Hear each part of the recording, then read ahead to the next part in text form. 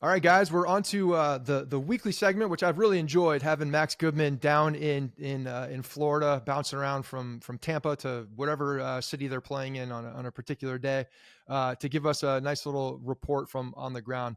Max, thanks for the time today. Appreciate it, man. How's it going? It's good. Yankees are off today, and I have my first off day since I got down here. So there's some golf tentatively on the schedule. We'll see Nice. if I have it in me. And then I haven't seen Dune 2 yet, which I'm looking forward to. So maybe I'll get a movie in this evening. But There you go. try to stay away from the ballpark for a day, and then it's the home stretch starting tomorrow. Dune, that's like a 3 hour movie, is it not? It's That's why I'm not sure Yeah, if I have it's a that in me commitment. tonight. It's a commitment. It's definitely a Yeah. commitment. You must have liked the first one then to go to the second one. And a lot of people like the first one. I don't remember if I liked it or not, to be honest. It was a while ago, and I think I may have fallen asleep at the end of it. But for some reason, I also remember liking it. But I can't tell you what happened. Well, hey, shout out to Manhattan Plaza, which is where I grew up because Timothy Chalamet is from my building. Nice. And producer Elia as well. So we're rooting for him. He's a big time celebrity at this point. Been in a lot of big films, and he was a really good guy growing up. Played a lot of basketball with him at the park. Oh, that's cool. That's an interesting nugget. I did not know that. All right, man. Well, your off day to watch baseball. Let's talk a little baseball. Obviously, we touched on this earlier, Andrew and I, but Garrett Cole, big concern that was knocked down a bit, right? We all kind of took a big breath with the news that it's not necessarily ligament related, more so the nerve and fluid buildup, and that he's going to be pitching in this year, because if he's not pitching, this season looks different. This pitching staff looks different. What do you think as an interim? Who do you believe has that inside track on fulfilling that five spot? Is it one to two people? Is it a hodgepodge of guys that are going to come in and fill this in? What are you hearing? Definitely. Well, first of all, I think it's the best case scenario for Cole because there is no surgery on the table, Right. and all signs point to him being back pretty soon. All things considered, I think that the Yankees dodged a real bullet here because, what would they have accomplished if he was out for all of this year and much of next year too? You talk about the window with them trying to win with him and Aaron Judge in their primes. So Yep. that is a sigh of relief, like you said. I think that the open spot in the rotation is going to come down to five guys right now, and maybe it's really only two or three, but I'll list all of them. Maybe from the bottom to the top in terms of who I think can get it. Clayton Beeter is a prospect that's up and coming. He's pitched well this spring, and I think you'll see him in the big leagues at some point soon. Came over in the Joey Gallo trade. I'm not sure if he's ranked higher on this, theoretical list than Will Warren, who I'll get to at the very end, because I think that it's going to be Warren personally. Okay. Beater maybe more of just like a two-pitch pitcher at this point. Maybe he needs a little bit more seasoning in AAA, as much as he showed some flashes there last year. I asked Boone the other day if he could see Beater in that multi-inning relief role, and he didn't really seem too convinced. Like, it wasn't a slam dunk yes. He was like, maybe. He's trying to find his way to make the roster, that kind of thing. So you'll see him at some point soon. I don't think he'll make the opening day roster as of now. Cody Poteet is a name that could be in a Johnny Brito type role.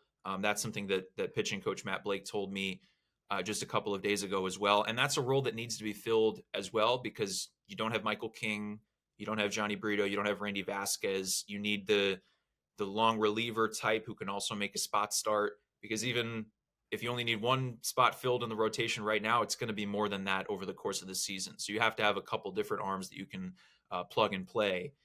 Then there's Luke Weaver, who they gave a couple million guaranteed money to. And he pitched really well at the very end of last year and made a tweak to his mechanics. I don't have to get into that too much, but you'll notice when you see him pitch, he has more of like a slide step going down the mound, which is helping him get his delivery and his arm into better and healthier positions, is how he described it. He hasn't really done anything this spring that catches your eye in terms of his performance. And I know he got scratched the other day with a stiff neck. That's not an issue at all. In fact, I believe he's starting tomorrow, Wednesday. Um, the fact that he's getting guaranteed money, you feel like he's going to make the team in some capacity. So I wonder if he'll be maybe the long man in the bullpen to start. But again, the fact that he's a veteran, he's been there before, maybe they end up giving him the starter spot. And then I think it comes down to Luis Heel and Warren. Heel has been so good this spring against a representative Phillies lineup. He struck out 8, I think it was, touching 99. Looks like he's back to that form that we saw when he first came up a couple of years ago. But the knock with him is that he's still coming back from Tommy John, and it's a major surgery, obviously. Do you want to kind of expedite his buildup and his pitch count right now, as much as he is healthy, and that's what he's going to be doing? He's on track for that. Do you want that to happen right now, leading into opening day, when he's going to be pitching in high stress innings, filling in an important spot in the rotation? And the last thing with Warren is the other day now in Fort Myers, he struggled mightily to begin that start. First inning was rocky and rough. I don't know if it was televised. I don't know if you guys could have watched it at home, but didn't have defense helping him behind him, and he had a lot of hard contact.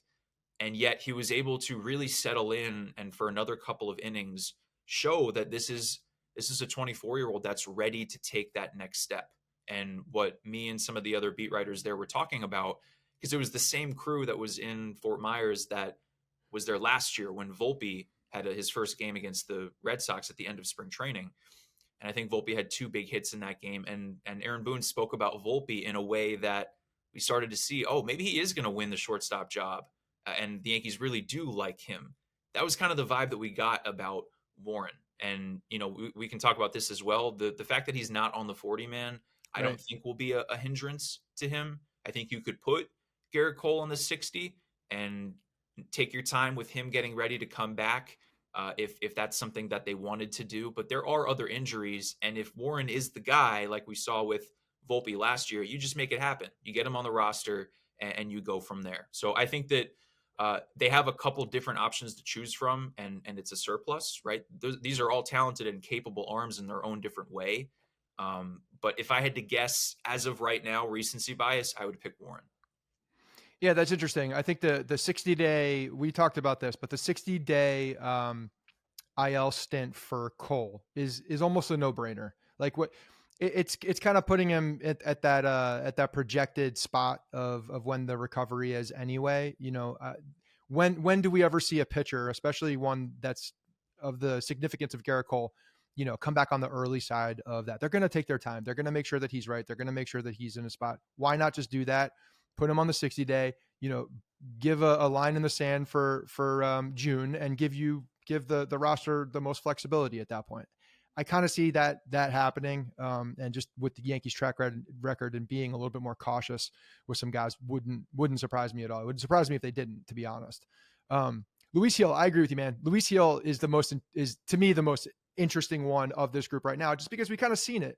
We know what the capability is. He's got a live arm. He's always had that live arm. I think he's gotten a lot better with the control issues. I think that was, a big issue for him coming up. And it seems like, not to say that he's past it. Yeah, I don't think it's always there, but he's definitely, gotten that arm slot. The mechanics are in a better spot for him.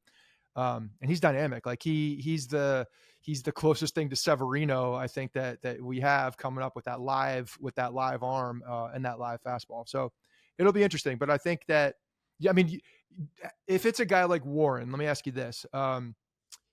If he comes out, stumbles out of the gate, let's say, first 2 starts, is this a situation where they're going to ride with a guy like Warren because of, the status and who they believe he can be? Or is this, Warren doesn't have a great outing, 1, maybe 2, and now then they go to Heel, and then it becomes like kind of next man up, and like, how long can you hold the spot type of situation? Right. I don't think that they would want that to happen. I think that if you put Warren into the rotation, you kind of want to give him an extended look here and really see what he can do, because if everything goes well, Warren is a starter in your rotation for a long time, right? And, Volpe struggled quite a bit in his rookie year, and there really weren't talks to sending him down, or at least it didn't happen. In that case, Oswald Peraza was right there, and they had another opportunity to give someone else a shot there, and they didn't. So it's not like Cole is out for the whole season, but I do feel like there will be other opportunities for someone to stay in the rotation. And if Warren is cooking and you don't need to rush Cole back, then that's an even better situation. And you have more bullets from Cole down the stretch because they don't want that to turn into anything more than what it is right now. So Sure. again, the contingents here is that Rodon, Stroman, Nestor, and Clark all stay healthy and they're all performing every 5 days. I don't think any of them are in danger of being moved to another role. I think that the Yankees really like Clark Schmidt, and you're probably going to see a big step forward from him. If anything, it would be Nestor and his shoulder. Does that hold up? Do they want to, have him throw less innings? That isn't the sense that we're getting right now, but that would be the only way I would see that happen. So yeah, you give Warren a chance, and when Cole comes back, if everything goes well in a vacuum, you send him back down, I guess, or you keep him up there, and you think that he can contribute as a multi-inning guy out of the pen. But again, there's a surplus here, and you can go any different direction. If they want to give him just a little more time to get himself set, then keep him in Scranton, and there will be another opportunity soon. All right. Well, staying with just kind of the injury theme here, understanding that guys are going to have to step up in the absence. DJ LeMahieu. I'm going to put Judge just kind of on the back burner. We touched on him earlier. All signs are like he just needs to get the rest and wait it out. DJ LeMahieu obviously fouled the ball off his foot, contusion to bone bruise, a deep bone bruise, as they mentioned. Not sure if he's going to be available for opening day. Seemingly not.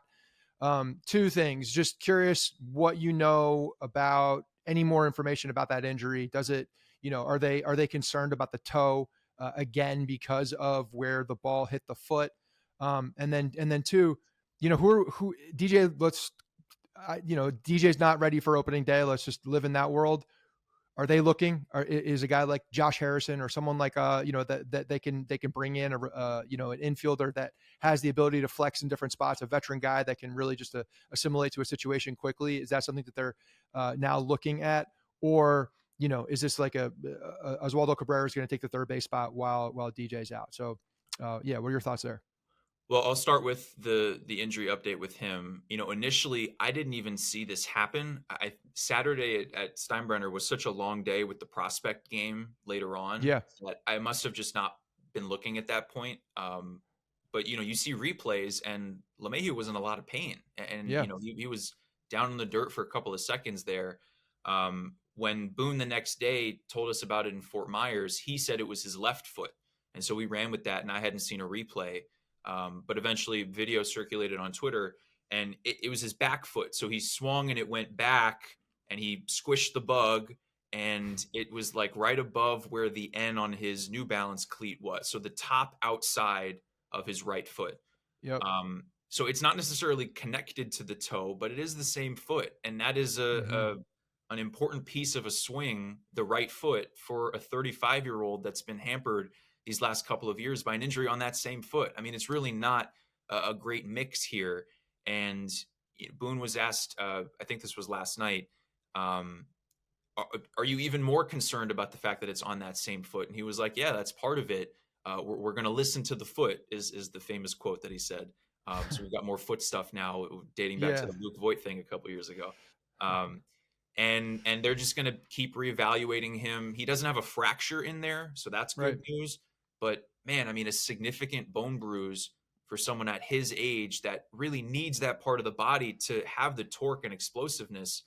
I'm not necessarily expecting him to come back, easily and swiftly from this. I don't know how long it's going to be. We'll have to wait and see. But yeah, going into who's going to replace him now. And just real quick before you even get there, like we've seen, right, how the right foot injury has hampered his mechanics specifically. Like we saw that over the course of, the end of the, when he started to come back, even into the beginning of next year. And then all of a sudden you could see him turn the corner of like, okay, the foot's no longer an issue. He can mechanically get to where he needs to be with the way that he hits. And he's a guy that needs that. He needs those sound fundamental mechanics for him to be that type of hitter. He almost becomes somebody different, when he's not there. So totally agree with you. Sorry to cut you off, man. Keep going. Yeah. And it's unfortunate too, because the second half of last year, he looked much better.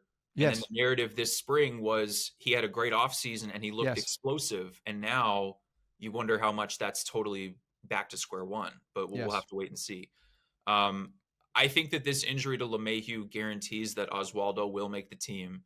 I think there was a little bit of a, do you want him in that bench role or send him to Scranton and get everyday reps rather than having him on the bench? Now, I just don't know if they're going to use him as a starter because I do think that the Yankees will really look hard at trades, the waiver wire, guys with opt outs. They did it last year with Franchi Cordero. I mean, they brought Matt Carpenter in a similar way. I was texting with the scout, and I have a list right here. There's probably like 10 names that you could make a case that either they have an opt out or that they're a non-roster invitee, or they don't have options and maybe they're more of a candidate to be designated for assignment, that kind of thing. That the Yankees are going to be looking hard at these. So I can read off a couple names if you want, like Mike Yeah, please. Moustakas. Does he make the White Ooh, Sox? you're Is getting that a me Matt excited. Carpenter type of I've been wanting situation? Mike Moustakas on this team for like Yeah. 7 years.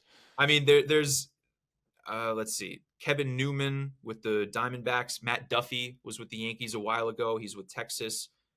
Christian Arroyo is with the Brewers, but he was on the Red Sox for a long time. AL East veteran. Nick Ahmed, Eduardo Escobar is with the Blue Jays. Zach McKinstry in Detroit. Ramon Urias with the Orioles. I think he won a Gold Glove not too long ago, and the Orioles have all these young guys coming up. There might not be space for him, so you got to think of all the different factors, right? Does an AL East team want to give up one of their expendable guys? That's basically what happened with Cordero, if I remember correctly. Yeah, He was with the that's right. Orioles. And the Yankees, if they do want to make a trade, we've already talked about this. They have a surplus of catching. So do any of those teams that I just mentioned have a need for a backup catcher? And maybe that's a way to have this happen if they want to use a Ben Rortvet or Carlos Narvaez or something like that. I don't. Maybe that would be swinging more towards the Yankees saying no because they're giving up a better player of value versus someone who probably won't make one of those rosters. As much as a lot of the names I just said will make their respective rosters because not all of them are good teams. But I do think that they'll bring somebody in as a way to bring a veteran presence to third base. And I already thought they were going to bring somebody in as another backup because I don't know if you can trust Jahmai Jones, who doesn't have any options. He's on the 40, but he only plays second, really, a little bit of third and some corner outfield. And then Kevin Smith, who, he had a couple of hits against the Red Sox the other day, but really isn't a force offensively. He would just be more of a defensive replacement late in games. So one, this puts more pressure on Oswaldo because he's got to take the step forward on offense if he's going to be playing more often. Two, you feel bad for Oswald Peraza because this would have been his shot and he could have totally taken this and ran with it. And three, I do think that they're going to be patrolling the open market here over these last 8 days or whatever it is before teams start to break camp. And as soon as someone that fits, what they look for analytically, or a Josh Harrison, a veteran who's, good friends with Garrett Cole, that kind of thing. It could be a short-term thing and maybe it blossoms into a Carpenter situation. You never know. Right. But those are all more affordable options versus going out and maybe signing a Donovan Solano, which is going to take a couple more million. And I think that could be on the table too. But the free agents are only going to want to come in if they know that they can play, right? Right. And I guess maybe the Yankees can give them a look into what the LeMahieu injury is, because if they know that he's going to be out for a little more time, they could say to that player, look, we think you're going to get, the first month of the season to start. And then if you play well, we'll keep you around. But when it's a veteran like a Solano, I'm still not entirely convinced that he would take the Yankees over a mid-tier team where he'd actually have a real opportunity to start all year. So there's a lot of moving parts to this. Yeah, I think it's interesting because now that there are not a lot of backups within the system for third base. And when you have a guy like DJ LeMahieu, who now injures the exact same foot, as we discussed, it's getting to a point of responsibility of the New York Yankees to make sure that there is a solution that is there that can fill in on the longer term. Because if this thing lingers, if it continues to be a problem, a month, 2 months into the season, you can't go that long without a third baseman. You can't have, just a patchwork of guys over there. So I agree. I think them looking around and identifying some type of veteran player. You said Moustakas. I know he's 49 years old at this point, but a guy like that, I think makes a lot of sense, and just try to catch lightning in a bottle. But also, will play good defense, good veteran presence. Like, that really does feel like the type of guy that you need, and you don't even need to feel the pressure to play him if a guy like Cabrera is playing well. He has the ability to sit on the bench and be that presence. And if it's expendable at certain point, then it's expendable. But I do think they have a responsibility to make sure that they have backup options behind DJ at this point. And again, Peraza should be back in the not so distant future. So maybe you have a way for him to expedite his rehab and get back to the big leagues. Cabrera is going to be playing a lot, and they need him to also be the backup at first base now too, because LeMahieu was Rizzo's backup, and Rizzo might not be able to play every day. So how many of those names that I read or whoever else is out there can also Right. play first? That's another important part of this.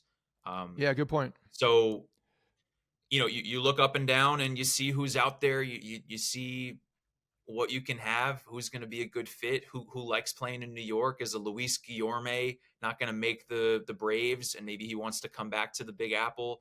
I don't know. It's something that we can obviously speculate, but we won't really know until those final cuts get made. And I think that's when the pressure is going to be on for some other teams to maybe make a deal that we don't necessarily see coming right now. But there will be a new face, at least one, I would say, when the Yankees get to Houston. I think that we can basically guarantee that at this point, because there really aren't any prospects that they'd be comfortable calling up right now. I mean, Yorbit Vivas is going to play a lot for the Yankees down the road. And the fact that they optioned him already isn't a sign that he's not ready, but he Yeah. does need time in AAA. He barely played in AAA with the Dodgers, and he's primarily a second baseman.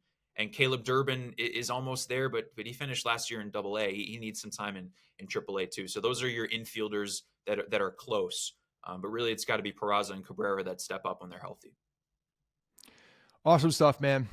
Max, I appreciate you, man. Enjoy your day off. Go to the movies, play some golf. Do the thing, man. Get it all out. Shake it out. Because you do have that next stretch of, we'll see what this team looks like over that next stretch. But I Sounds good, appreciate guys. you coming back on and talking with us. Of course. Yeah. Thanks for having me. I'll talk to you again soon.